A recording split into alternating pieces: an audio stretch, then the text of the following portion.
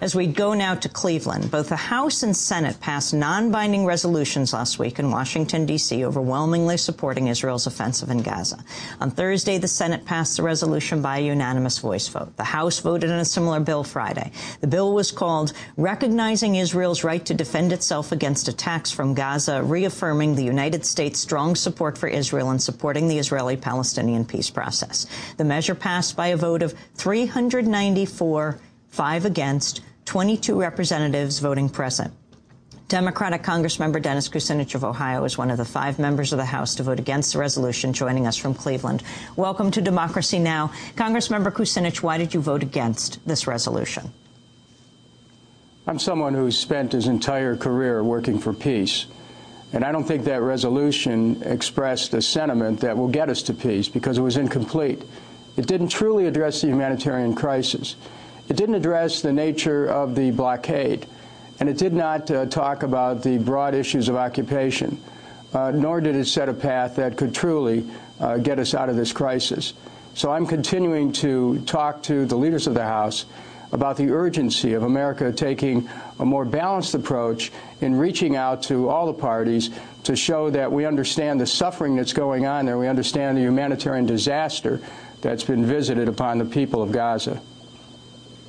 Were you surprised at the number of people, or the small number of people who voted against? Just 5 of you. Just specifically to go through who voted against the resolution: California Democrat Maxine Waters, Wisconsin Democrat Gwen Moore, West Virginia Democrat Nick Rahal, and Texas Republican Ron Paul. And then the 22 members of Congress who simply voted present. Well, I think that, we understand that people in Congress want to be supportive of Israel. So do I. And I consider myself a friend of Israel.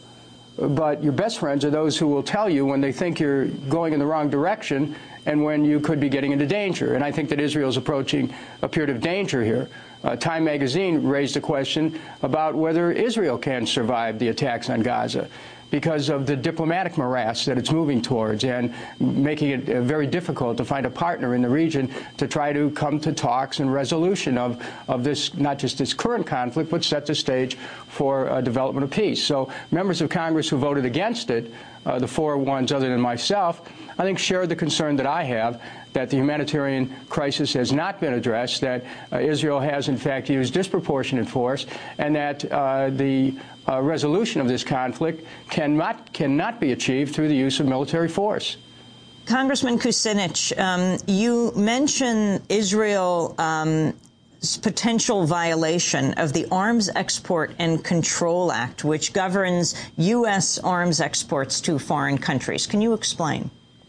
In 1976, Congress passed a law that says that if the United States is going to give arms to another country, that it can attach and does attach conditions that says that those arms are transmitted under the condition, first of all, that they're used for defensive purposes only, and second, that they not be used to escalate a pre-existing conflict. On both of those cases, I think that Israel's failed. And I've asked the President of the United States, through the Secretary of State, to make such a determination.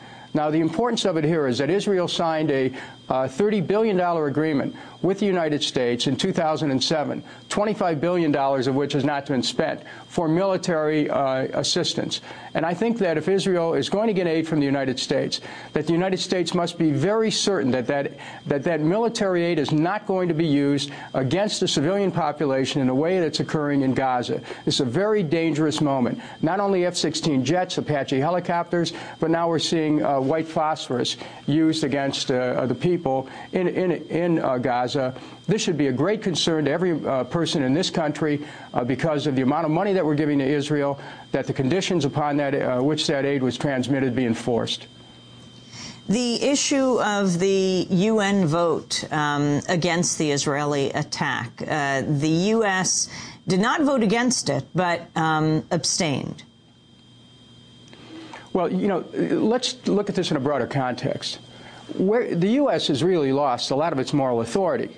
ever since we started to attack Iraq and brought forward a war that was totally unjustified, our continued war in Afghanistan, the incursions in Pakistan, and the saber-rattling with Iran. Where's the U.S.'s moral authority anyway? We have to, hopefully, with the new administration, take a new direction where we regain our ability to be able to counsel the rest of the world on how to move towards peace. We're not in a very good position to be able to counsel Israel, and as a matter of fact, the Bush administration encouraged Israel to continue the aggression that occurred in South Lebanon that resulted in the closing days of that war, the destruction of South Lebanon, which is one of the reasons why I'm concerned about what might happen yet in Gaza in the closing days of this current war.